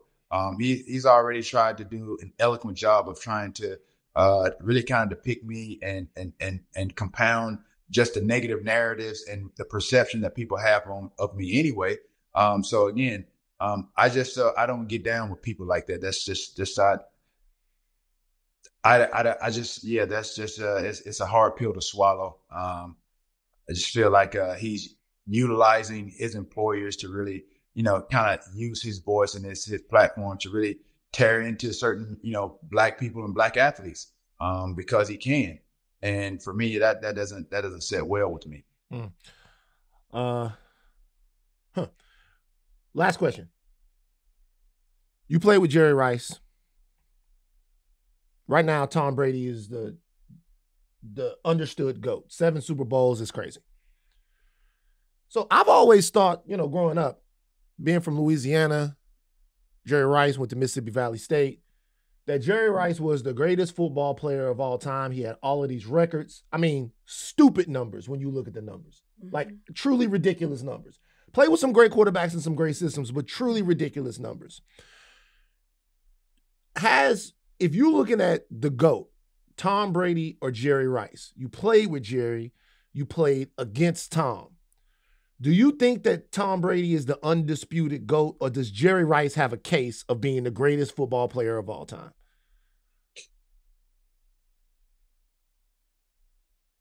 I mean, I think Jerry definitely has more than a leg to stand on as it relates to, stating his case for, being the GOAT, considering, what he did. Did he play 20 years, 18? Played a long time, yeah. Yeah. Obviously Tom, obviously statistically and what he's done, like I said, you can't deny it. Obviously there's some asterisks with some of the championships that I think a couple of championships that they've won, due to some of the Spygate stuff, so again, some of those things factor into it to me. But as a receiver, like, there's a lot to, for us to do what we do. There's a lot needed, required. So again, we can't throw and catch the ball. Again, a lot depends on our level of success. And even when playing on different teams, I was able to realize that and be able to really play at a higher level. Because I knew, like, I had to adjust my game to the different, obviously, organizations, the terminology, the playbook, and I had to adjust my game to the quarterbacks. And so, obviously, Tom is, I'd say, set with 7 championships, 7 Super Bowls, yeah. Yeah. So, I don't know, man. It's that's tough. That's tough, and it's all going to be about who's hot, who's your favorite. Obviously, like I said, everybody loves Tom. But obviously, like I said, there's definitely a case to be had with Jerry, that's, to be one of the greatest football players. But again, like I said, when you just talk about just flat out this athlete, greatest, there's a number of it. I mean, you got to throw Deion Sanders in there to be a multi-sport athlete. I mean, just going back, I didn't really follow Deion's career as he left Florida State and obviously Atlanta. I heard about it, but he just as an adult, just to see some of the things that he was doing, man, to go from football to baseball and play at a high level, bro, that's it's insane. That's not easy, dog. It's impossible. Bo Jackson, before he got hurt, yeah, bro, like these are phenomenal athletes, dog. Yeah. To me, that depicts, or that exudes, excellence, like greatest of all time to me. You know, when you talk about athletes, you got to throw, at least you got to throw Dion in there. Okay. I know Bo Jackson's career was cut short, but to see and witness and then just be around Dion, you know, now, man, just see, his health and, what he's doing now. And just to look back on what type of athlete he was, bro, that's the greatest of all time. Like that's a category for him to be in. Because to play at a high level in the National Football League and then go play baseball and then he played at playoff, bro, that's unbelievable. Yeah, the World Series. T.O. Yeah, that's unbelievable. Can't wait for the documentary, bro. Can't wait for people to get a better understanding of you. Can't wait for people to see you talk about your life on your own terms, man. That's next year on Prime, you say? Yep. Again, like I said, we're going to try to, obviously launch it, kind of piggyback on, it's kind of the, one of the primetime games. You use the leverage of obviously the NFL. NFL films are helping me, like I said, gather a lot of footage, unseen footage, unheard footage and stuff. Nothing bad. I think it's going to be good for a lot of people to kind of see me. And again, like I said, outside of what they've read throughout the course of my career. I mean, just touching back on just like the whole Stephen A. thing. It's like, the media has used me, to their benefit. And I think, obviously Stephen A., like I said, our attention and things that have had us to butt heads. I think he well knows like what he's doing, very manipulative. And again, at the end of the day, like I said, I just want to speak my truth and be who I am and not change who I am just to appease somebody. And so that's it. And so like I said, I'm very excited. Again, like I said, just the people alone that have committed, to the documentary. I think those are, I have in my notes, those are my truth seekers. And so they're the ones that are really going to, like I said, shed light to a lot of things. And it's going to be probably surprising to a lot of people of what I really had to endure. I didn't talk about it a whole lot. It's one of those things. It's just like racism. It exists, but you just kind of just persevere. You just go through it. And so for me, there was a lot of things that happened, while I played, but I just went through it. I didn't allow it to kind of detract from what I did on the football field, because if it did, the things that were happening around me, all it did, and especially the media heads that were talking negatively about me as those games were being played and as I played my career, had I played poorly and then compounded with on top of like them, saying the negative things that they said about me or perceiving some of the things that were being said about me, all it was going to do if I went out there and played bad, it was going to validate them. And I wasn't, and like I said, I was strong enough and strong-minded enough to know, like, okay, I saw what was going on. And that's why I was able to kind of really channel that energy, that negative stuff, and block. Like I said, you hear the saying, block out the noise. I did that, and I did it well. And nobody, like I said, when I played, nobody would have ever known that, some of these things were happening. Like I said, and that's just sometimes that's one of those innate abilities of some of the greatest athletes to be able to go out there and block out the noise no matter what. Look at what Kobe went through when he was going through all that rape stuff and still going out there to play on a high level, not equating my to the rape, but again, just dealing with the off the field distractions and things that were, the controversy and the negative things that were swirling around you on an everyday basis. That again, I'm sure that was tough to deal with, especially when you have people targeting and coming at you as a person, your character, when they don't really actually know you. So again, that fuels you, and again, that could put you like in just really a tunnel vision, just a mentality that nobody can understand. And so some of the things that I went through, that's how I felt, and so I just blocked it out. And again, I had a scripture that I wrote on every play sheet from my rookie year to the last game, and it was Philippians 4:13. I can do all things through Christ who strengthens me. And so again, I use that honestly, like I said, to just really be who I was, go out there and play to the best of my ability, and and I let the chips fall where they fell. And so again, like I said, I wouldn't be sitting here. It really kind of is an unexpected Hall of Famer, because like I said, I never envisioned any of that. Being drafted by the Niners in '96, never envisioned any of it. And like I said, my story, my testimony, things that I've gone through, like I said, I'm hoping it can inspire and motivate, people, non-athletes and athletes, across the world. Appreciate you joining us, brother. We'll be in touch, you. man. Yeah, Thank you, absolutely, brother. man. Appreciate you guys. All right. You're not going to get T.O. to shut up. Man has a You know what it perspective does and seem, he shares. but it also seems like he's done like some work and self-reflection on himself too.